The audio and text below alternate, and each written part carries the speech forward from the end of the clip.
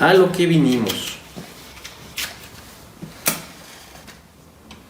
Vamos ahí. La próxima tienes que tener tu pipa. Se me olvidó. Se me olvidó. Qué diferente.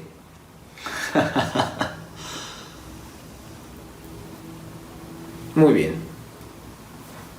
Bueno.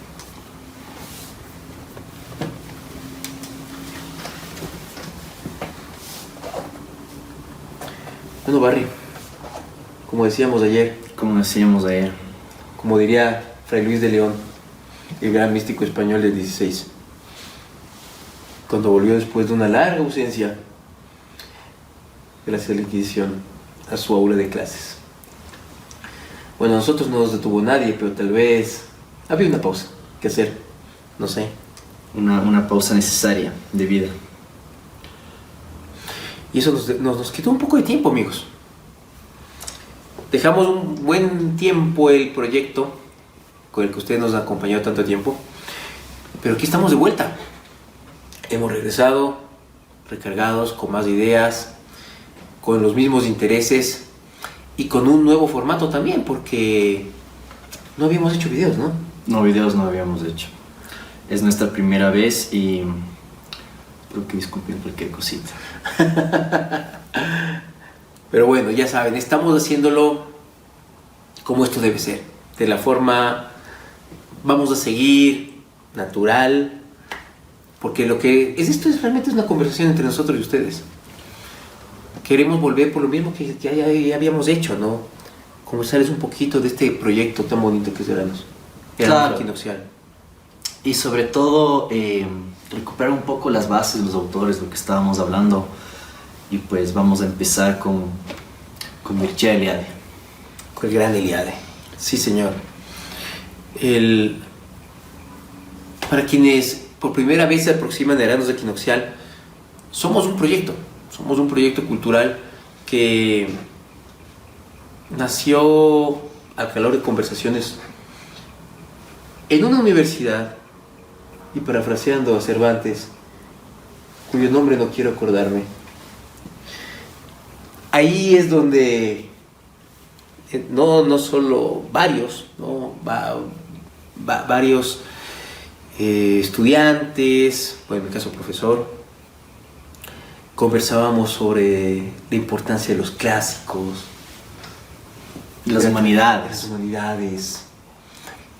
De la búsqueda, de Las bases de la civilización. la trascendencia. Y todas esas conversaciones, bueno, llevaron algunas cosas, algunos que no están, digamos, aquí presentes, pero estuvieron ahí en todo lo que fue un lento proceso, primero intelectual, ¿no? Un proceso Claro. fuera de aulas, eso es lo más bonito, ¿no? Donde realmente Era espontáneo, era genuino. Exacto. O sea, porque yo soy un convencido de que la verdadera universidad es la que vives fuera del aula. Claro. Son las experiencias fuera de la estructura rígida de la academia que realmente llevan a que te desarrolles como persona y que aprendas a interesarte de manera natural por esas cosas, esos campos del conocimiento que ya no son tan cotizados. ¿No? Bueno, las universidades, como decía un profesor español al que tuve el gusto y el honor de conocer hace unos años, decía, es que las universidades siempre han estado en crisis. Es verdad. Las universidades siempre han estado en crisis y tal vez ahora es más notorio porque hay más, ¿cómo decirlo? Más ruido. O sea, el mundo de alguna manera ahoga más este tipo de expresiones porque requieren una pausa. O sea, el ponerse a discernir sobre las humanidades, sobre la búsqueda de la verdad, sobre la importancia de la trascendencia, la estética, la búsqueda de la belleza, son cosas que sí. Estoy pensando, por ejemplo, claro, en quienes tantos nombres de quienes habrá que algún momento mencionarles que teníamos estas conversaciones que también teníamos contigo, que teníamos, y requiere pausa, requiere que te abstraigas por un momento de un mundo que es muy vertiginoso. Estoy pensando en algo de Ramón García, de Carlos García Gual. Decía, es que hay que leer lento, hay que leer despacio, ¿no? Y releer, el gusto de releer. El gusto de releer. Ya nadie relee. No hay tiempo. No hay tiempo. Si no memorizas el libro a la primera, ya te pierdes leer el segundo. Y se te pierde la historia de Instagram. O sea, es que yo creo que el concepto 24 horas. 24 horas. Exactamente. Eso O sea, que todo yo creo dura. que el concepto de historia, La mayoría de relaciones también. el concepto de historia de Instagram es muy, dice mucho más de lo que parece. Porque es algo que es casi instantáneo. Es inmediato y también en ese sentido es muy superficial porque Irreemplazable. es reemplazable y pues eso toca a veces, bueno, las cuentas generalmente son varias historias, no es que subes uno. ¿Qué es lo que justamente este video no va a hacer? Es una conversación larga, esperemos que se queden hasta el final, porque bueno, estos temas no se pueden conversar en 60 segundos, que es lo que pide Instagram. Entonces vamos a empezar. Bienvenidos. Tengo aquí a mi derecha a Daniel Crespo, quien fue maestro mío en la universidad. Yo soy Barry Redmond, obviamente su estudiante, y hemos decidido emprender en este pequeño proyecto. Ahora camarada y amigo. Camarada. Llamado... Sin connotaciones políticas. Sin connotaciones políticas, es verdad. Llamado, bueno, Eranos Equinoccial. Y bueno, lo primero que se preguntarán es, ¿qué es Eranos? ¿Qué es Eranos? Qué buena pregunta. O sea, bueno, Eranos nace como este interés de formar un grupo, ¿no es cierto? Un grupo de estudios humanísticos, porque eso justamente de lo estamos hablando, ¿no? De las humanidades. Los clásicos, las humanidades, las artes, la religión, la filosofía, ¿no? Esas cosas de las cuales ya nadie habla. Sí. Un grupo de estudio de humanidades que trata, por un lado, no sé, estudio de las humanidades, de la tradición, tratando de alguna manera emular en la medida de lo posible también lo que fue el Círculo de Eranos original, ¿no? Esa comunidad, yo no diría académica, sino más bien de buscadores de conocimiento, que en torno a estas reuniones que se hacían, ¿no? Interdisciplinarias también. Interdisciplinarias, sí. Que tenían como una figura, pues, un eje central en Carl Gustav Jung, ¿no? Y del cual Mircea Eliade también era parte. Exactamente. Bueno, hay una playa de autores que son maravillosos ahí, ¿no es cierto? Entonces, tratando un poquito de emular esto, ese esfuerzo, llevarlo acá, ¿no? Tratar de reconectar con esa tradición. Y la palabra es religar, ¿no? En el sentido más, el sentido etimológico, ¿no? De recuperar ese lazo, ¿no? Para los antiguos, o sea, el religar no se trata simplemente de repetir porque sí una ceremonia religiosa a otra, sino de reconectar con lo trascendente, con lo sagrado. Y esa búsqueda, de alguna manera, es la que nos lleva a plantear esto, ¿no? Este grupo. Que bueno, en este momento somos un equipo más chico, somos 3, ¿no? Y vamos a tratar de, bueno, y hay personas, ¿no? que tienen que, con el tiempo que han formado parte de esto, estar más involucrados también. Sí, esperamos que esta comunidad obviamente vaya creciendo un poco más, obviamente entre gente interesada en este tipo de temas. Bueno, ya retomando nuestro eje central el día de hoy, vamos a hablar un poco sobre Mircea Eliade, una figura central en el Círculo de Eranos original, y también vamos a topar principalmente, que es de hecho el tema de este video, uno de sus diarios y libros tenemos aquí es Las promesas del equinoccio. No sé, Daniel, si nos quiera dar una pequeña introducción sobre quién es Eliade y qué es. ¿Y qué es las promesas del ¿Qué es las equinoccio? promesas del equinoccio? Bueno, lo primero que hay que ver es que justamente dentro de esos autores que nosotros en un primer momento topamos, ¿no? Y que valga la publicidad, hicimos unos pequeños textos que son de los primeros que compartimos en nuestras redes. Si no los han visto, sí, revisen el Medium que está en nuestro link en Instagram. También lo dejaremos en los detalles de este video para que puedan leer las pocas cosas que logramos escribir en ese tiempo. Sí, justamente en nuestro blog de Medium, y por supuesto compartido con los enlaces de nuestras redes, ¿no? Facebook, Instagram, Twitter también. Twitter. Entonces, digamos, dentro de esta serie de autores, ¿no es cierto? Eliade, que usamos al principio, pues Eliade ocupa un lugar central. ¿Y por qué? ¿Por qué ocupa ese lugar central? O sea, es uno de los más importantes historiadores de religiones del siglo XX. Sí, no el más importante. Sí, no el más importante. O sea, estás ahí con un Karl Kerenyi, va a ser escuela. Bueno, tal vez me estoy adelantando un poco porque eso vamos a tener que conversar un poco más cuando hagamos un pequeño repaso por su vida antes de entrar en la obra. Pero es un personaje fundamental, no solo en la cultura, sino también en la vida intelectual del siglo XX, especialmente de mediados del siglo XX, ¿no? Si quisiéramos encajarlo y pensar, bueno, en el estructuralismo y un poco más de cosas, pero es mucho más que eso, porque Eliade también fue un literato, vamos por ahí, o sea, Periodista. fue un periodista, y también vivió un tiempo complicado, ¿no? Principio del siglo XX, entre guerras, después del cambio drástico de la Primera Guerra Mundial, la Segunda Guerra Mundial, y encima vivía en el este de Europa, lo cual no hacía las cosas muy fáciles. No se las facilitaba.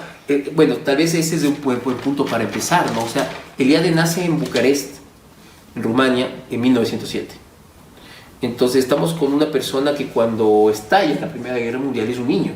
Claro, está a orillas de la guerra, su infancia. Exactamente, entonces él pertenece a una generación que ve el fin de una era. Un cambio que es sin precedente, ¿no? O sea, el cambio espiritual que deja la Primera Guerra Mundial en Europa es una especie de sombra del alma de civilización europea que ya está rota, ¿no? Sí.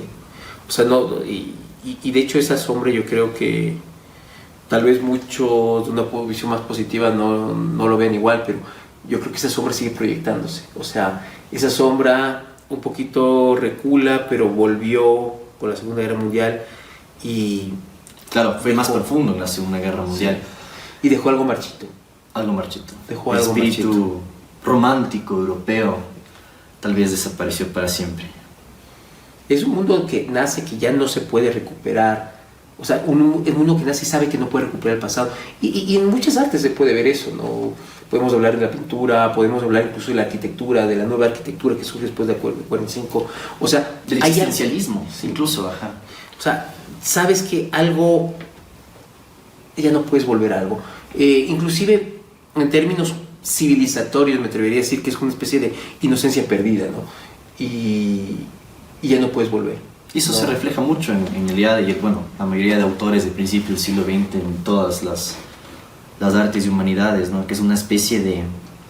tienen una nostalgia por un pasado que ya no existe, ¿no? Que nacieron en un mundo que dejó de existir después de la Primera Guerra Mundial y de alguna manera nunca lo recuperan, siempre están regresando a ver al pasado, y justamente por eso el espíritu de religar es importante, por ese regresar a ver es lo que le da sentido a la obra, bueno, a la obra que hacemos y que hacen muchos, ¿no? en las artes y humanidades.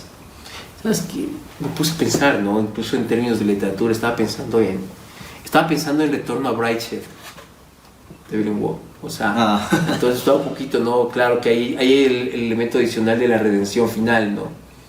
Pero tal vez... Bueno, eso respondía mucho a la visión espiritual de Wo, pero tal vez en la mayoría de casos eso no llega a darse, ¿no? Y pensando justamente en cómo responder a ese mundo que se ha roto, es de donde sale el ensayo académico quizás más conocido de Eliade, que es el mito del eterno retorno. Exactamente, el eterno regresar. ¿No? Entonces, es algo que de alguna manera solo podía escribirse y sentirse, diría yo, con ese contexto, ¿no? En un contexto en el que él además tiene que dejar Rumania. Tiene que abandonarla, claro. ¿Ya? Él nunca va a regresar después de haber estado, de hecho, un tiempo a servicio del régimen, pero vamos al pasado porque... al pasado de Eliade, quiero decir, para poder entrar en esos detalles, ¿no? Que de hecho son los detalles los que trata el libro. Sí, justamente. Las promesas del equinoccio es el diario, una especie de diario novelado de la primera parte de la vida de Eliade. Exactamente, sí. Y es interesante porque aquí tal vez, ¿no? Porque tal vez debamos hacer otro programa en el que comencemos a hablar de diferentes obras de él, ¿no?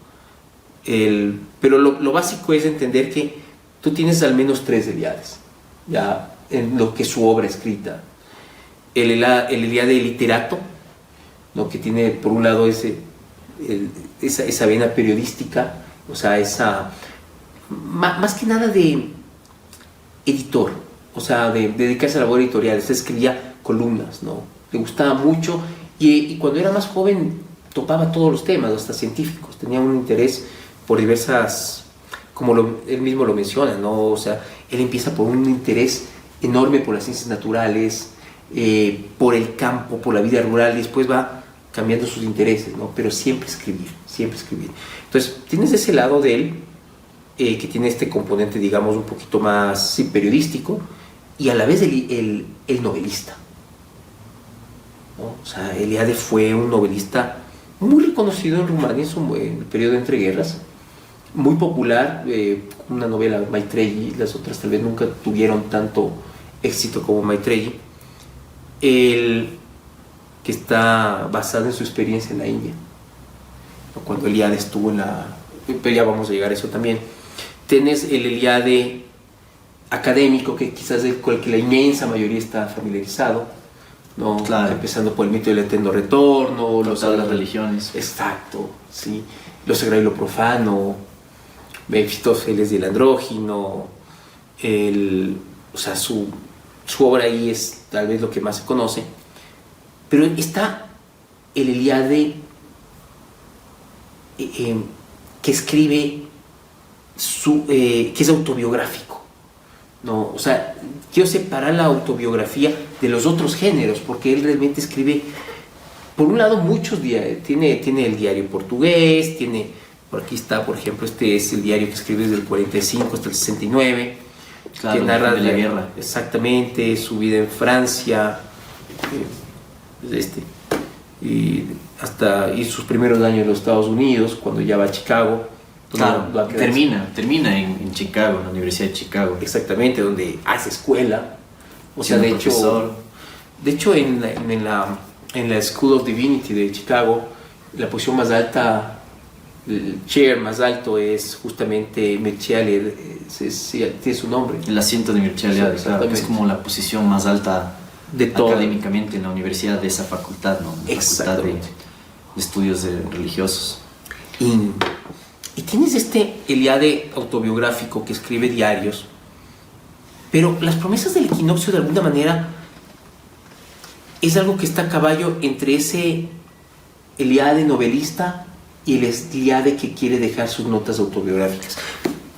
Claro, y es algo importante mencionar del libro, que no se lee como un diario normal en que tú tienes un año, una fecha específica, y bueno, hoy me levanté, desayuné tal cosa, hice tal cosa. Exacto. Es mucho más reflectivo, ¿no? Por ejemplo, aquí, ¿no? Si yo cojo el diario, ¿no? Y lo voy abriendo, entonces, por ejemplo, Ascona, hablando del círculo de Eranos, ¿no? Ascona 20 de mayo, aquí está ya el 1 de junio, el 2 de junio, o sea, a veces se salta fechas. Notas breves, ¿no? Estamos hablando de, por ejemplo, oh, qué interesante, una carta de Tim Gilson, el filósofo. Entonces, ves, Es estructural. es muy estructural, exacto, es casi Un diario centrado, normal. sí, pero centrado son más que nada reflexiones académicas, es lo que quería decir.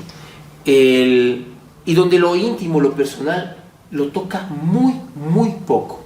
Por ejemplo, yo recuerdo que cuando pude leer este diario, las referencias a su hijastra, porque cuando él se casa, ¿no? Con Dina Mares, ella tiene una hija, entonces él ya tuvo una hijastra. La menciona creo que 2 o 3 veces, no la menciona más. Sobre sus relaciones afectivas con otras personas, amistades, muy poco. Las reflexiones sobre su Rumania natal y lo que está pasando bajo el régimen comunista, lo mismo. Son cosas muy puntuales, casi como para recordarnos que no solamente es una libreta de clases, pero cuando nos acercamos a las promesas del equinoccio. Es que hasta el nombre es distinto, ¿no? Sí. Si vamos a empezar por el nombre, el uno dice claramente dice diario. Tal cual. Así como cualquier adolescente de 15 años escribiendo sobre sus problemas amorosos. Y de ahí tenemos las promesas del equinoccio. Sí. ¿Cuál es el significado simbólico del título del diario del IADE? Lo que pasa es que cuando uno lo va leyendo y cuando menciona, de hecho, habla de las promesas, porque en efecto, hay un apartado entero que se llama las promesas del equinoccio. Voy a irme un ratito al índice, ¿no? Para poder hablar de esto. Entonces, está dividido, bueno, la guardilla, ya vamos a recorrer esto. La segunda parte, que es la India a los 20 años. Y la tercera parte se llama las promesas del equinoccio, que es el regreso a Rumania después de la experiencia de la India. Es interesante esa idea de una renovación. O sea, no es el que volvió. Obviamente. Y rearticula sus esperanzas de futuro. Bueno, es que quien viaja, cuando uno viaja, y esto es no me acuerdo de quién exactamente la frase, pero decía que el que viaja cuando regresa ya no es él, ¿no? Es otro. Las experiencias lo han cambiado, ¿no? Entonces uno nunca regresa siendo el mismo. Y eso seguramente es la reflexión que hace el IADE con esto, ¿no? Una especie de esa idea de la promesa que está más allá, ¿no? Esa promesa que uno se hace antes de la transformación para llegar en un punto y después cuando llega o uno regresa, sigue estando ahí, ¿no? Sigue estando presente la promesa y es lo que de alguna manera le da propósito, le da sentido a la transformación, ¿no? Si no solo es una cosa, un viaje o experiencias así al azar, sino realmente hubo un propósito inicial que se cumplió, regresa, por eso es que todavía lo ve ahí en el horizonte, en el equinoccio. Más o menos así se podría especificar por qué tiene ese título. El título es muy, o sea, en el IADE no hay nada que sea gratuito. Y el libro te deja a las puertas del desastre, es el punto, o sea. Antes de la Segunda Guerra Mundial. Y antes de la dictadura del rey Carol. O sea, en el plano concreto de lo que está pasando en Rumania, o sea. Claro. Porque tal vez ahora sí valga la pena entrar en el texto, ¿no? La primera parte, la guardilla. ¿Qué es la guardilla? Era su cuarto. Era literalmente la guardilla de la casa familiar, un pequeño cuarto donde él vivía, era su dormitorio, y que la llena de insectos, porque tenía un interés entomológico muy fuerte al principio, de cuando está pasando a la adolescencia, después de libros, de novelas, tiene un interés enorme por la literatura francesa cuando es adolescente. La lectura romántica francesa. Y él comienza, o sea, en este capítulo es donde ves cómo, primero, ¿cómo ve el cambio en Rumania? O sea, Rumania es invadida en la Primera Guerra Mundial, porque Rumania es invadida por las tropas austrohúngaras. Pero Rumania tiene un pequeño momento de, digamos, una pequeña victoria, por decirlo de alguna manera, porque sale la Primera Guerra Mundial y gana territorios, porque hasta ese momento es Valaquia, Moldavia, eso es el reino de Rumania, ganan Transilvania, ganan la Dobrudja, ganan la Besarabia, que había estado en el Imperio Ruso, lo que ahora es la República de Moldavia, de hecho. Claro. Entonces, la Gran Rumania, la idea de la Gran Rumania se articula. Hay Bucovina, un pequeño territorio que ahora está en Ucrania.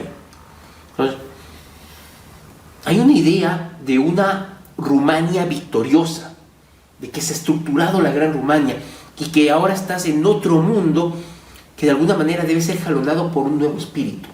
Eso es muy interesante, porque bueno, o sea, para nuestra generación, de nuestros padres, de nuestros abuelos, el construir Rumania, porque Rumania se independizó tardíamente del Imperio Turco Otomano, formar Rumania fue como el anhelo, pero nosotros ya tenemos esto armado. Ahora tenemos que dar un sentido a esto. Claro, son de esos cambios bruscos que se dieron durante la Primera Guerra Mundial, ¿no? El nacimiento de varios países a raíz de la caída de los imperios antiguos. Y hay ese espíritu, ¿no?, que tiene como de sentirse algo nuevo, que se desarrolla más en la segunda parte, porque por un lado entonces tienes todo esto, se va a la India, es un viaje que yo lo califico de iniciático, porque realmente es una experiencia espiritual para él, ¿no? Porque tiene la oportunidad de, en un primer momento, vivir, eso habrá que hacer todo un programa para él, de esto, con alguien a quien él considera un maestro, que es Dasgupta, un sabio hindú, profesor en la Universidad de Calcuta, una persona muy interesada en el que se difunda en Occidente la filosofía antigua de la India. Es un sabio en ese sentido. Y él tiene la oportunidad no solo de conocerlo, sino de vivir en su casa. Claro. El gran problema es que todo se termina cuando se enamora de la hija de Dasgupta. Y Dasgupta lo bota literalmente de la casa y pasa a una segunda fase que también es parte de ese recorrido espiritual en la India, que es, se va a un ashram en las estribaciones del Tíbet, ¿no? Digamos en los Himalayas, perdón, en las estribaciones del Himalaya, en el lado indio, un ashram hindú, y se dedica a la meditación y todo. Bueno, también es esa exploración religiosa que es normal en la juventud de cualquier persona, ¿no? Esa natural búsqueda de algo, es una experiencia religiosa que lleva hacia la introspección, ¿no? Que de alguna forma, bueno, sucede mucho en los jóvenes, que es como tienden a buscar sentido y propósito trascendental de varias formas. Y bueno, es natural explorar, ¿no? O sea, no es normal, de hecho, que se queden en un solo camino todo el tiempo. Siempre exploran, porque se necesita alejarse para poder regresar.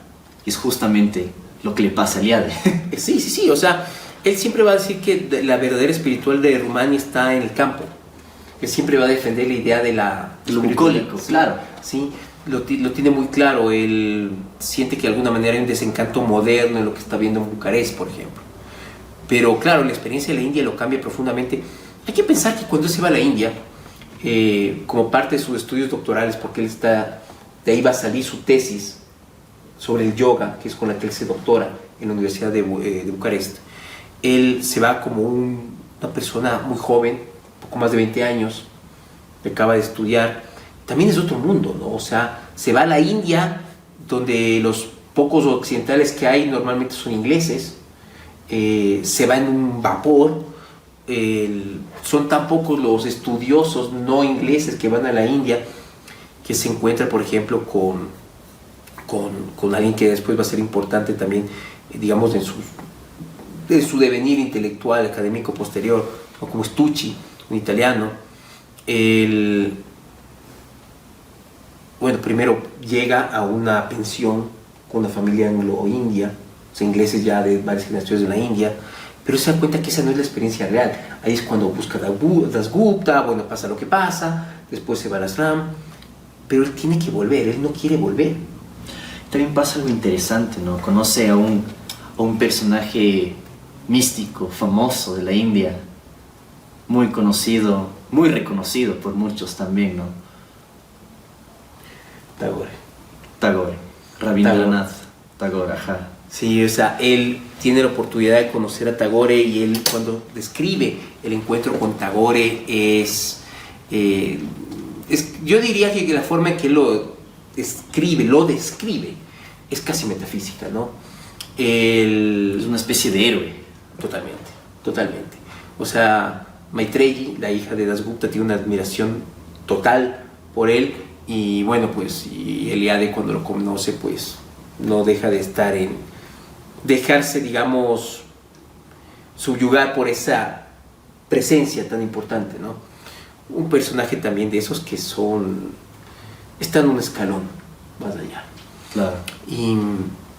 Pero él tiene que volver porque tiene que cumplir para empezar con el servicio militar. Y su padre, que le ha dado vueltas, le ha ayudado a que tenga extensiones, le dice, ya no lo voy a hacer. Porque además tiene miedo de que él ya no quiera regresar, que era de hecho el interés de Eliade. Esto es interesante porque aunque él lo menciona mucho y que siempre quiso regresar, Eliade jamás volver a la India. La India se transformó de alguna manera en una idealización de su juventud. Y yo creo que cuando tenemos también ese pasado idealizado, tal vez lo mejor es no volver. Claro, claro, o sea, es justamente el darse cuenta que, bueno, justamente que esa es hecho eso. Yo creo que esa es la promesa. Yo creo que esa es la promesa, ¿no? Hay esas metáforas que se presentan en este tipo de estudios, pero justamente es una promesa se cumple, pero no se regresa a ella. Y es algo importante, ¿no? Yo voy a hacer algo, pero no es como que algo que voy a hacer constantemente, ¿no? Es algo que se cumple y una vez cumplido, desaparece. Pero sin embargo, como que su sombra sigue ahí a lo lejos, ¿no? Es algo que impactó su vida de una manera impresionante, pero que sabe que no puede volver a ser esa persona. Es que nunca puedes volver, ¿no? Si nos ponemos un poquito a pensar en los presocráticos, o sea, nunca te bañas del mismo río, ¿no? Claro, claro. Y también hay esta cuestión de que repite tanto un personaje a quien le tenemos un cariño especial, ¿no? Que ojalá algún día vea estos videos también, a Sebastián Porrini, Argentina. Dice, no, solo hay paraísos perdidos. O sea, el paraíso no puede realizarse. El lugar prometido. Es el lugar prometido. Nunca se llega al lugar prometido. Y si es que se llega, uno al irse no regresa, ¿no? Y tantas historias hay de esto, ¿no? El Dorado, el propio Marco Polo. Entonces, claro, la India... O sea, yo creo que en el fondo Eliade sabe que no debe volver a la India. Claro. Tal vez la tentación de quedarse sería muy fuerte. Justamente por la idealización. O vas a volver a un lugar que nunca fue. Claro. Uno regresa a un lugar que ya no existe, ¿no? Que es lo que les pasó a muchas de estas generaciones después de la Primera Guerra Mundial. Pero cuando él vuelve se encuentra con una juventud con esa misma inquietud de hacer bueno, ahora sí, esto es Rumania. Ya no tenemos la tara de que hay que construir el país, la independencia, no, eso ya es del pasado. Y él se integra en un grupo que se identifican genéricamente como la nueva generación. Y dentro de ellos, con un grupo más cercano, forman un grupo de estudio llamado Criterion. Claro, basado un poco en el espíritu de un profesor, ¿no? Eso es muy interesante porque la gente en Criterion, bueno, pues esta idea de una renovación de lo que es Rumania, qué significa ser rumano. Se juntan, digamos, pues en torno a estas ideas de una renovación, de una búsqueda Y ahí es donde aparece un personaje, bueno, primero que todos se articulan además en torno a ciertas revistas donde escriben, ¿sí? Eso es muy interesante, o sea, es un activismo real. Muy común en esa época, sí. Sobre todo en los países que estaban experimentando una especie de resurgir del nacionalismo, de la posguerra. Exacto, el resurgir del nacionalismo. Y ahí aparece esta figura que es fundamental para él en su etapa formativa, que es un profesor al que él había conocido antes de irse a la India, pero ahora se va a transformar en su ayudante de cátedra, termina siendo colegas, y también va a estar, digamos, junto a él en diversos diarios, ¿no? Porque él es editor de diarios, ¿no? Es una persona muy importante de la cultura rumana entre guerras, Nae Ionescu. Hay un pasaje que conversamos hace unos minutos y cometí el error de no encontrarlo. Es verdad. Justamente trata sobre esa relación especial entre el estudiante y el profesor, y sobre todo el espíritu de la enseñanza como originalmente debió haber sido. Veas, pues lo voy a buscar.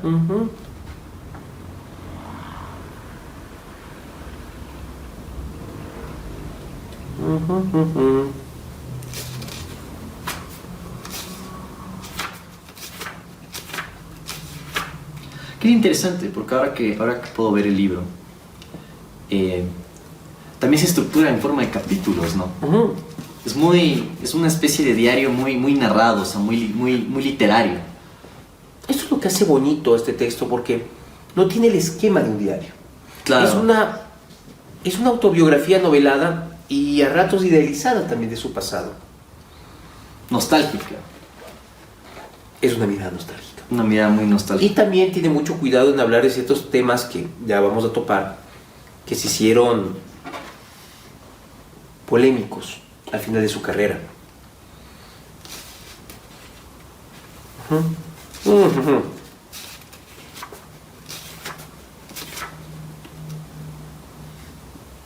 Muy bien, ahora sí.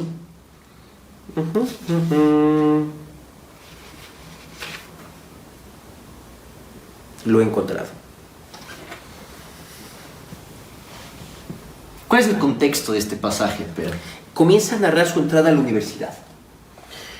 Cómo se siente, encuentra en la universidad un mundo nuevo, donde él espera desarrollarse, porque él es consciente que cuando se gradúa del colegio, está mucho más allá en sus intereses que la mayoría de sus compañeros, y comienza a describir a los maestros que tuvo cuando entra a la universidad, algunos con más admiración que otros, y deja para el final a Ionesco.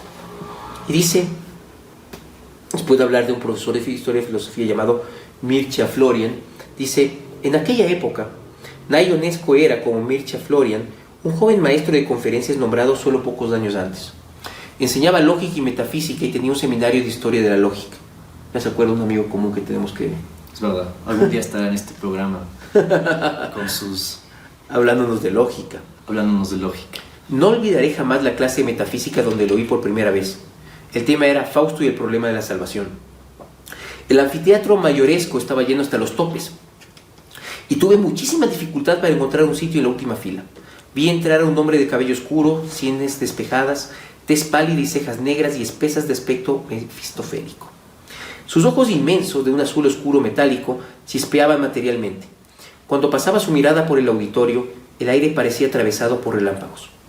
Era esbelto y vestía sobriamente, con una negligencia de buen gusto. Sus manos de dedos afilados y nerviosos eran las más hermosas y expresivas que vi jamás. Cuando hablaba parecían adaptarse a su pensamiento, subrayando los matices, adelantándose a las dificultades e incertidumbres. Lo recibieron con aplausos, según la costumbre de entonces. ¿De qué alaja que te reciban tus alumnos con aplausos? Ahora ni se paran de la silla. Algunos ni te saludan. Nae Ionesco, haciendo un ademán con la mano, los interrumpió. Para poder aplaudir se debe tener también derecho a silbar, pero el reglamento universitario se opone a ello. Desearía que no me aplaudiera. Se sentó, recorrió con la mirada el anfiteatro y empezó a hablar. Se hizo un silencio casi sobrenatural, como si cada uno de nosotros contuviera el aliento. Cuando Nae Ionesco hablaba, no tenía nada de profesor ni de conferenciante. No disertaba, sino que conversaba con cada uno de los asistentes, como si nos narrara un relato, presentando una serie de hechos, sugiriendo una interpretación entre otras y esperando nuestras reacciones. Esa es una buena clase. Sus clases daban la impresión de esbozar un diálogo al que se invitaba a cada uno de nosotros a participar y a comunicar sus propias reflexiones. Se adivinaba que lo que nos decía no estaba en ningún libro, que era algo enteramente nuevo, que asistíamos a la génesis de un pensamiento enteramente personal, y los que podían apreciarlo sabían que no lo podrían encontrar en otra parte y que era allí donde había que ir para beberlo en su propia fuente. Desde luego, tristemente eso ya no existe. No. La estructuración en la educación arruinó la idea de aportar algo personal al currículo, ¿no? De ser más socrático. Sí. Desde lo alto del estrado un hombre se dirigía directamente a nosotros, exponía un problema y nos enseñaba a resolverlo por nosotros mismos. Nos obligaba a pensar. Nos obligaba a pensar. Ionesco va a ser una figura fundamental. El asunto es que, claro, en el devenir político de mucho de esa Europa entre guerras que tú mencionabas, el nacionalismo terminó siendo un cáncer de alguna manera en algunos lugares. Termina siendo una de dos formas de nacionalismo, ¿no? O busca de alguna manera un separatismo absurdo, que de alguna manera sí se vio con esa balcanización literal que vivió justamente esta región, pero por otro lado también nos lleva a corrientes ideológicas más extremas. Exactamente. Y eso es lo que pasó con algunos grupos que en lo que ahora podríamos considerar como una extrema derecha, porque él fue muy cercano al fundador, porque no lo fundó directamente, pero fue muy cercano siempre a la Guardia de Hierro, ¿no? Y muchos de sus antiguos estudiantes que estaban cerca de él, pues obviamente entraron en esa órbita, entre ellos Eliade. Y cuando años después, ya siendo un profesor consagrado en Chicago, desempolvaron estos, pues él siempre habló matizó su pertenencia a la Guardia de Hierro, pero eso siempre fue algo que sus detractores usaron en su contra. La Guardia de Hierro se apoyó mucho en el fortalecimiento de la monarquía del rey Carol. Después del rey Carol va a dar un golpe, se va a declarar dictador, y una de las primeras medidas fue justamente apartar a la Guardia de Hierro, y ahí es cuando cae en desgracia Ionesco.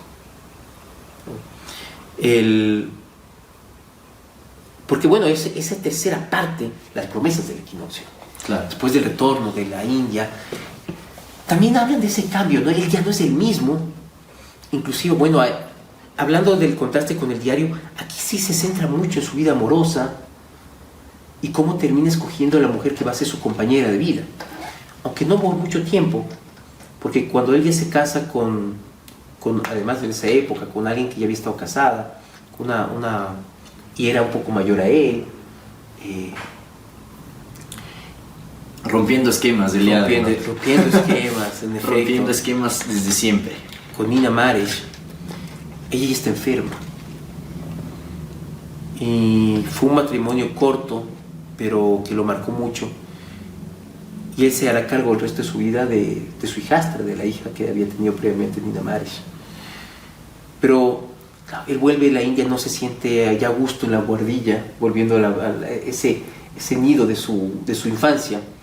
Claro, pues allá se va a vivir con Nina Mares, no se casa, digamos, o sea, es muy rupturista en ese sentido, porque en otro sentido es muy tradicional, pero en ese sentido... Bueno, pero creo que es algo normal, ¿no? Es un reflejo de... Eso es algo muy común en la posguerra, ¿no? Justamente se rompe todo ese esquema antiguo. Sí. Y la gente se empieza a cuestionar cuál es el punto de todas estas formas y tradiciones. Y bueno, hay algo interesante de esa cosa, es que a veces hay que romper las tradiciones para entenderlas y respetarlas.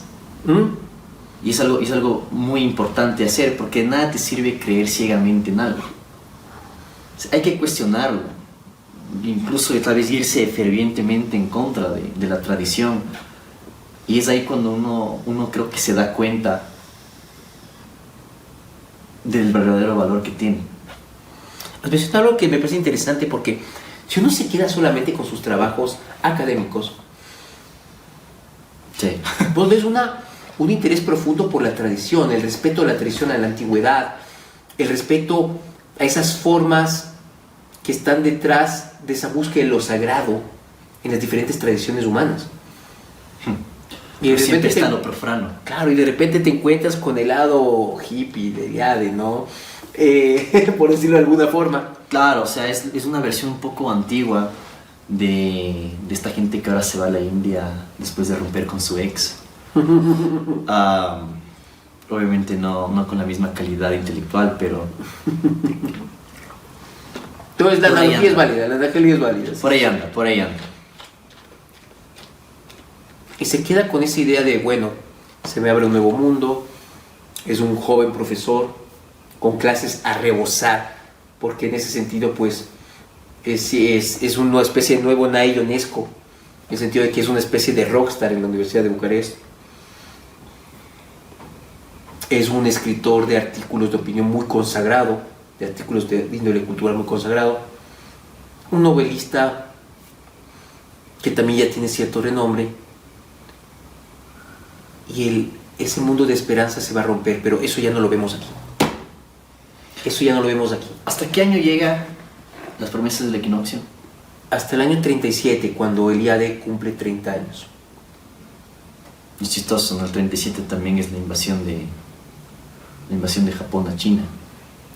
Y es básicamente las entradas ya oficialmente a la Segunda Guerra Mundial, que de hecho va a llevar a Eliade a escapar, ¿no? O sea, él entra al servicio del gobierno y se va como agregado cultural a Lisboa y a Londres. Pero ella nunca volverá, él ya nunca volverá. Claro. Él ya, después de ese periplo diplomático, aterrizará en París y ahí pasará algunos años, eso ya no lo vemos aquí, y luego pues a Chicago. Pero creo que eso ya tendremos que contarlo en otra oportunidad. Es verdad. Pero hay algo interesante que cabe mencionar de todos estos autores y es su gran facilidad para manejar los idiomas. Wow, sí. Muy normal de la gente del este de Europa, manejan varios idiomas perfectamente, ¿no? Que Eliade hablaba rumano, sabemos que hablaba francés, sabemos que hablaba inglés, portugués también, Italiano. italiano, y entre las curiosidades también hablaba Hablaba sánscrito, hablaba bengalí. bengalí. Dios Entonces, mío. sí, o sea, una persona de una cultura Impresionante. impresionante. Y de hecho todos los miembros del Círculo de Eranos van a tener un perfil muy parecido. El propio Jung hablaba, hablaba alemán, hablaba inglés, también hablaba un poco de francés y sabía hablar griego y latín antiguo, entre otras cosas. De lo que tengo entendido, Karol Kerényi también sabía hablar algunas lenguas antiguas entre varios idiomas de Europa, ¿no? Okay. Que es algo que lastimosamente sí se ha perdido hoy, ¿no?